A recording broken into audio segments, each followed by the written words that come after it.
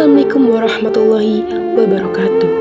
Dalam menyampaikan dakwah, Rasulullah SAW tidak hanya dikenal karena isi ajarannya, tapi juga karena cara beliau berbicara yang lembut, penuh hikmah, dan mudah dipahami.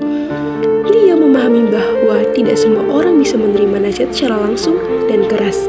Karena itu, Rasulullah sering menggunakan bahasa majasi atau bahasa kiasan agar pesan dakwah lebih halus dan menyentuh hati.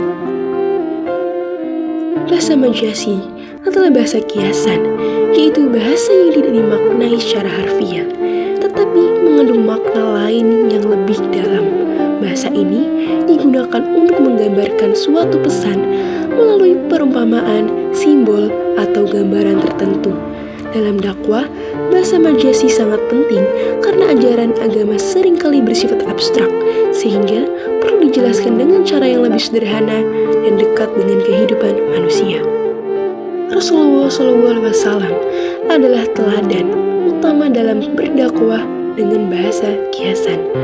Beliau tidak hanya berbicara dengan kata-kata perintah, tetapi sering menggunakan perumpamaan agar umatnya bisa memahami pesan dengan mudah.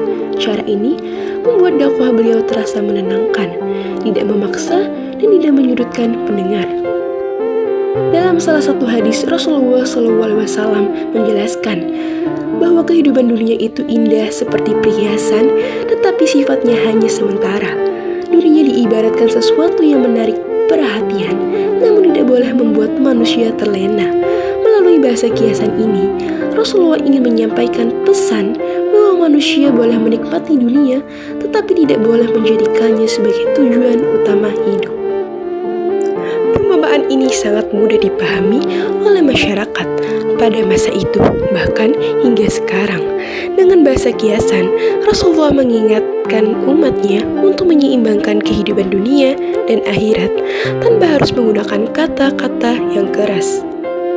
Dalam hadis lain, Rasulullah SAW mengibaratkan orang-orang beriman seperti sebuah bangunan yang saling menguatkan satu sama lain. Beliau bahkan menyatukan jari-jarinya sebagai isyarat visual agar para sahabat benar-benar memahami maksudnya. Bangunan tidak akan berdiri kokoh jika salah satu bagiannya rapuh.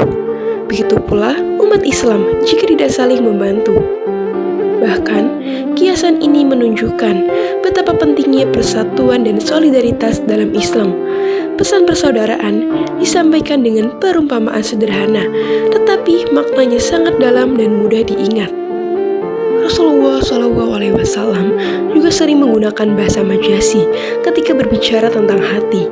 Beliau menjelaskan bahwa hati bisa hidup dan bisa mati. Hati yang hidup adalah hati yang selalu mengingat Allah, terbuka terhadap kebenaran, dan mudah menerima nasihat.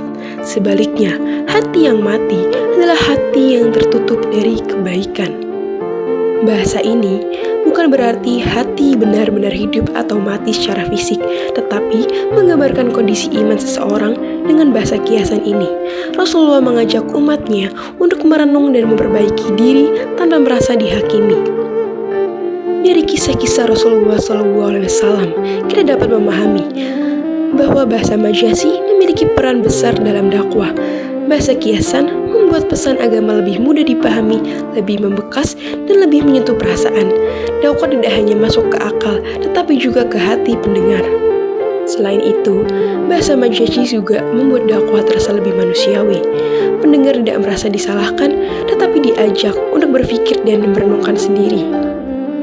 Bahasa majasi adalah salah satu metode dakwah yang dicontohkan langsung oleh Rasulullah SAW dengan bahasa yang lembut, penuh perumpamaan, dan mudah dipahami.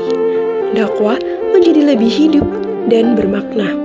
Semoga kita bisa meneladani cara Rasulullah dalam menyampaikan kebaikan, baik dalam berdakwah maupun dalam kehidupan sehari-hari. Wassalamualaikum warahmatullahi wabarakatuh.